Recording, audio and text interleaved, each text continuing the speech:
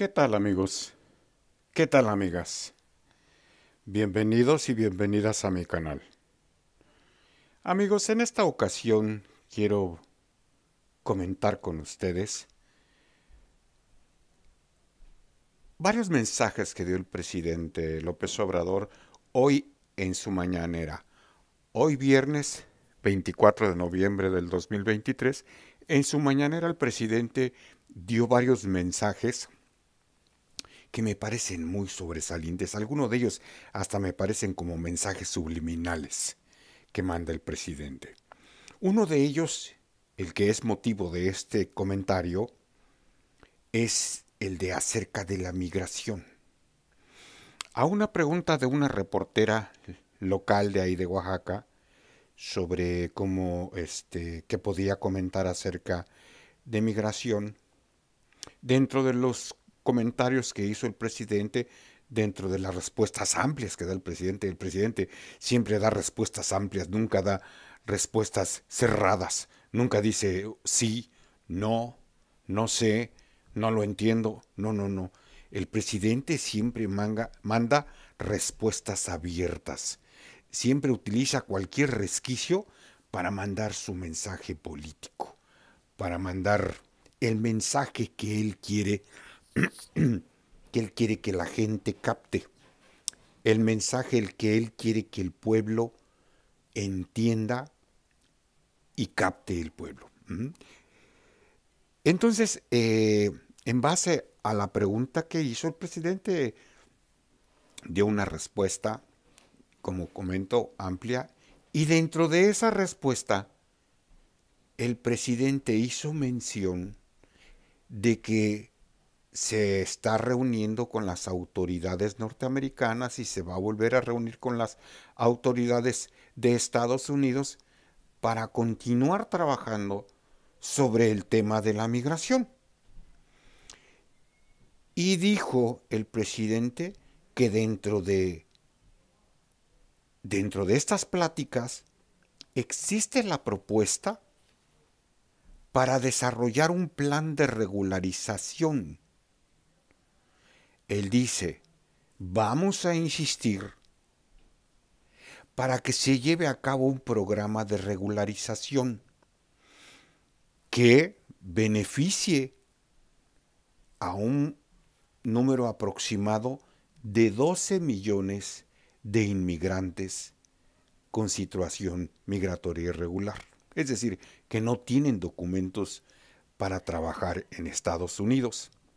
Y de esos 12 millones, la mayoría son mexicanos. ¿Por qué siento que es un mensaje que conlleva la esperanza, la posibilidad de que se llegue a un acuerdo migratorio? A mí me parece que sí. A mí me parece que sí alberga la esperanza y alberga la posibilidad de que se dé un probable programa de regularización y de amnistía, desde luego. Para esos 12 millones. En números aproximados serán 12 millones, pero quizás sean más. Quizás sean más de 12 millones, no lo sé exactamente y creo que no haya una cantidad exacta de cuántas personas hay. ¿Por qué pienso yo que sí hay una connotación de esperanza y de posibilidad? Yo recuerdo que a finales de los años 70, principios de los años 80, todavía en el mandato de José López Portillo y entre el mandato de Jimmy Carter y de Ronald Reagan, Jimmy Carter terminó en su mandato en 1980 y Ronald Reagan lo comenzó en el 80, obviamente. Termina Jimmy Carter, comienza Ronald Reagan. Recuerdo que en aquel entonces había una propaganda anti-inmigrante, una propaganda anti-mexicana. Como siempre, se sacan la campaña del día y es en contra de los inmigrantes y es en contra de los mexicanos. Y es una campaña que han utilizado republicanos y demócratas. Siempre su piñata favorita es la inmigración y si la piñata favorita dice inmigración, que abajito diga mexicanos. Y nos han utilizado de, de piñata, de piñata política, porque han visto que funciona. Han visto que funciona. El electorado americano, mientras más le hagan promesas de que van a salvaguardar la seguridad nacional en época de campañas electorales, pues les agrada escuchar eso, que haya políticos que defienden la soberanía, que defienden al país, que están en contra de la migración indocumentada, que están en contra de que el país sea invadido.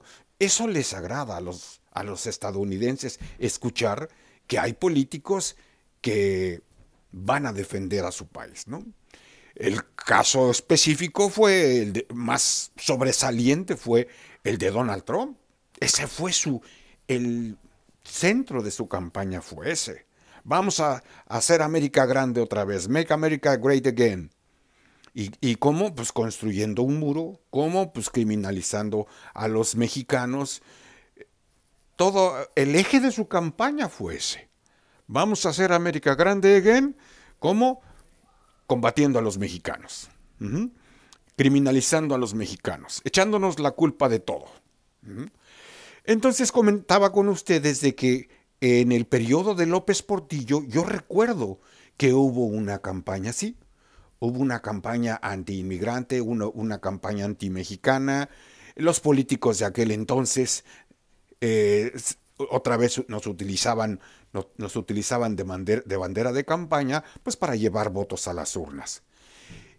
También recuerdo que el presidente López Portillo en aquel entonces se reunió con aquellos abogados norteamericanos,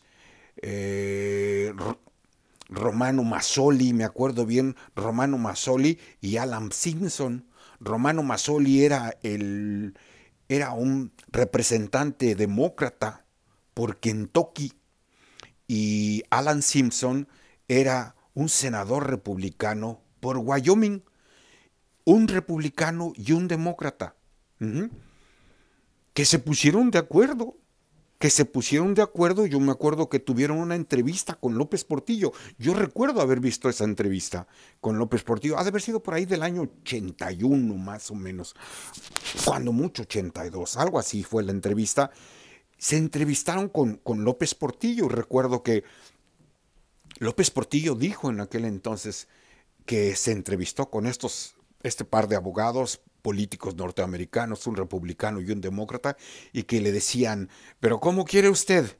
¿Cómo quiere usted que legalicemos a tantos millones de indocumentados que invaden nuestro país,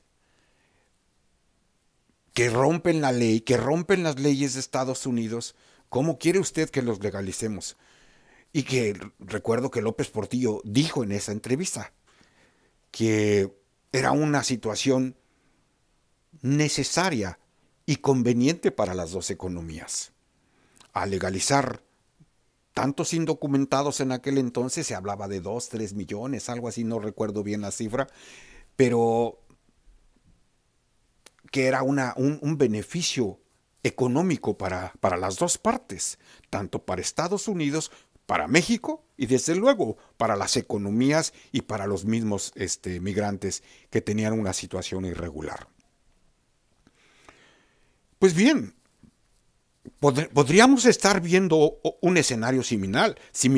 Recordemos que la reforma migratoria se firmó en 1986. Si no me equivoco, por ahí a finales de noviembre del 86 se firmó aquella reforma migratoria que impulsaron, repito, dos políticos de uno de cada partido, un republicano y un demócrata, y analizaron la conveniencia de beneficiar a la economía norteamericana, a Estados Unidos y desde luego a los países que emitían a tantos inmigrantes. Y por fin se firmó la amnistía, se formó la reforma migratoria con amnistía incluida.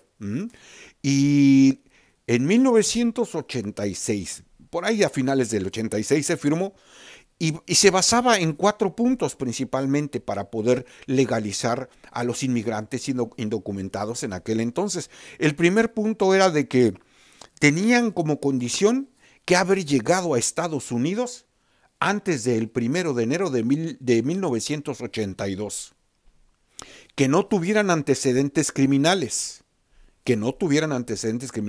Eso era muy importante. Que tuvieran un conocimiento mínimo de la historia y el gobierno de los Estados Unidos, es decir, que supieran algo de historia, básico, porque tampoco era algo muy específico, algo de un nivel mayor, no, que supieran lo básico de Estados Unidos y algo del gobierno de Estados Unidos. ¿Quién fue el primer presidente de Estados Unidos? ¿Quién fue el segundo presidente de Estados Unidos? ¿Cuántos poderes hay en Estados Unidos? ¿Quién era el presidente de los Estados Unidos actualmente? Preguntas simples, preguntas sencillas, que muchísimos inmigrantes obviamente lo sabían en ese momento. Y también conocimiento de inglés. Saber algo de inglés tampoco era muy estricto, sino que el conocimiento básico del inglés. Y eso bastó para regularizar a muchos indocumentados. Y la amnistía incluía a que todos los familiares directos, sus hijos, los hijos de los inmigrantes, podrían alcanzar el derecho a la regularización legal. Es decir, aquellos que arreglaban papeles en aquel entonces podían traer a sus familias, a su esposa y a sus hijos para regularizar papeles. Y así lo hicieron muchos. Y se regularizaron, creo que alrededor de 3-4 millones de inmigrantes con sus familias. Pero vamos, el comentario es por esto, porque en aquel entonces hubo pláticas entre el gobierno mexicano, hubo pláticas entre el gobierno norteamericano, hubo pláticas con congresistas americanos y desembocó en una reforma migratoria. Hoy en la mañana el presidente hace mención de que están trabajando con el gobierno de Estados Unidos, que están trabajando, que están incluyendo la agenda migratoria, la agenda de trabajadores migrantes desde varios puntos de vista, y uno de esos puntos de vista es eso. El presidente dijo que están trabajando en la preparación de un plan de regularización y que van a insistir para que se regularicen los alrededor de 12 millones de inmigrantes que carecen de estatus migratorio legal.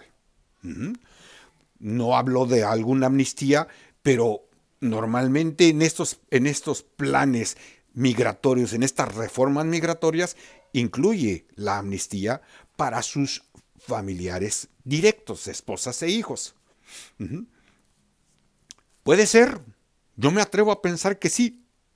Si en aquel entonces salieron beneficiadas las economías de los dos países, la de México y la de Estados Unidos, y además de otros migrantes, porque también regularizaron su situación, salvadoreños, hondureños. Yo creo que después de los mexicanos, los que más regularizaron su situación fueron salvadoreños, guatemaltecos. Hoy en día, pues hay mucha migración más diversa. Desde luego que de esos 13 millones, 12 millones de indocumentados que se presume que hay en Estados Unidos, la gran mayoría son mexicanos. Ahora ya se ha vuelto un poco más diverso, ya hay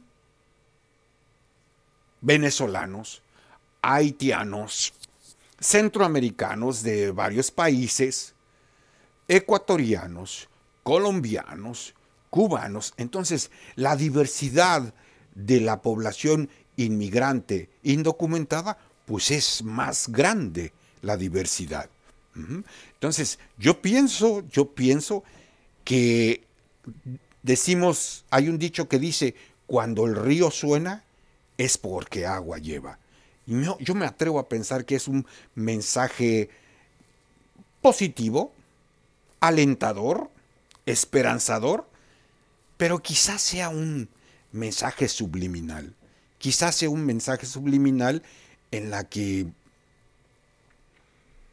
el presidente a lo mejor ya está trabajando por debajo de, no por debajo del agua, sino el presidente ya está trabajando arduamente para preparar o para proponer alguna reforma migratoria, hay acercamiento entre los dos gobiernos y desde luego que ya es momento de una reforma migratoria. Ya se fue, yo recuerdo que se fue Bush padre, que él no hizo mucha mención de reformas migratorias, pero Clinton sí. Clinton sí hizo, dejó entrever la posibilidad de que se regularizara tantos indocumentados, tantos trabajadores indocumentados. Me acuerdo que el senador por Illinois, Luis Gutiérrez, él había presentado un plan completo, ¿eh? Lo recuerdo bien que había presentado un plan completo durante el mandato de Clinton. Durante el mandato de Clinton, pero quedó en la nada. Después vino Bush hijo no, él sí no hizo ninguna promesa. No recuerdo que haya hecho alguna promesa George Bush hijo, y también le tocó de contraparte a un guiñapo que hacían con él lo que querían, a Vicente Fox, que era un chiste. Después vino Obama. Obama sí se llenó la boca de promesas. Él sí dijo que iba a cumplir los primeros 100 días de su mandato como presidente, iba a tener en el escritorio una reforma migratoria integral. Pero no, todo se quedó en puras promesas de políticos, que lo único que les interesaba era llevar votos. Eso fue lo que pasó con Obama. Llenó de esperanzas a muchísima gente, a muchísimos indocumentados que actualmente radican y viven, y que en ese momento radicaban y vivían en Estados Unidos. 2008 pasó lleno de esperanza para muchísimos indocumentados radicados en los Estados Unidos, y que pasó sin pena ni gloria. A pesar de que, repito, él dijo que en los primeros 100 días iba a tener una reforma migratoria integral en su escritorio, y nada, pasaron 100 días, 200, 300, pasó su primer mandato, nada, pasó el segundo mandato y tampoco. Después pues llegó la pesadilla de Donald Trump, y menos. Él fue el que más se colgó de la campaña antiinmigrante.